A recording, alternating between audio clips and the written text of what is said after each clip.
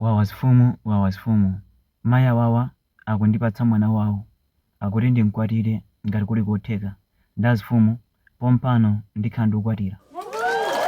Mayiwa andipatsa mwana wawo, chimene chili chinthu chosangalatsa kwambiri. Ndifuna ndinkuwathokoza pondipatsa mwana wawo. Zikomo kwambiri mayi pondipatsa mwana wanu, ndathokoza kwambiri.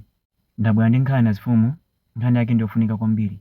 Kupanga post nkhani pa peji yanga ndimalipiritsa.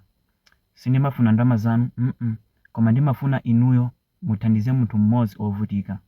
Mukandithandiza mundipatsa proof kuti ndathandiza munthu wina wake ovutika. Kaya unthandiza mwana ndizothekanso bobo. Kenako ndimapanga post nkhani ija. Ndimapanga zimenezi chifukwa chakuti ndimalipira wifi. Ndimagwiritsa ntchito nthawi.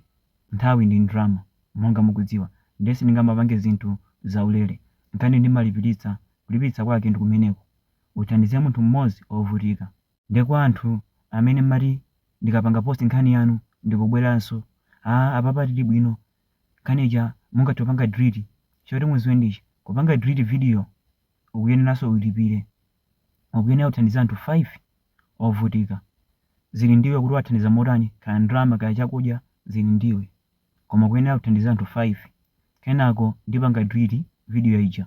Ngati sungakwanitse ungathopita kwina kulikonse, ungathopanga china chilichonse, ife sitingapange delete, pokapokha upange zimenezi. Monga mukudziwa sitimaopa munthu, timaopa Mulungu yekha. Ndiye ngati sungakwanitse tibe nawe nthawi.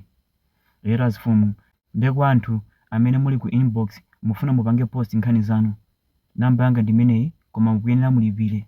Mukuyenera muthandize munthu mmodzi ovutika, kenako tipanga post nkhani yanu.